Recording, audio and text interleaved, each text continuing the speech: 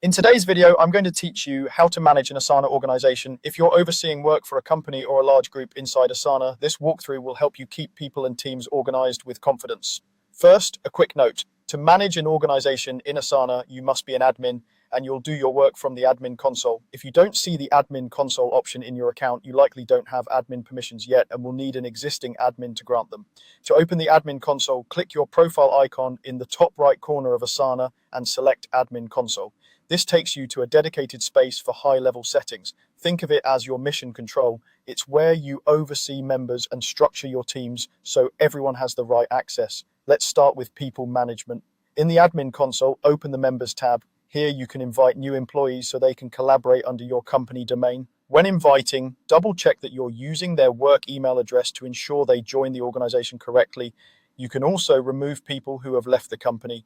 Removing former employees helps maintain security and keeps your directory clean. Finally, use this same tab to assign admin roles. Reserve admin for trusted leaders who need to manage settings and membership at scale. If someone only needs day-to-day access to projects and tasks, a standard member role is usually the better fit. Next, organize your structure with teams. Head to the Teams tab in the admin console. Create departments or functional groups like sales, marketing, or IT. Clear, consistent names make it easy for employees to know where to collaborate. As you create teams, choose their visibility. Set a team to public if anyone in your organization should be able to discover and join it. For more controlled access, choose membership by request.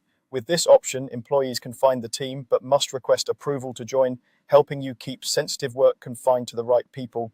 Add concise team descriptions so newcomers instantly understand the team's purpose and what kind of work belongs there. That's it. By accessing the admin console, managing members, and organizing teams, you'll keep your Asana organization streamlined, secure, and easy to navigate. Practice these steps regularly as your company evolves, and you'll maintain a clean, scalable workspace that supports focused, efficient collaboration.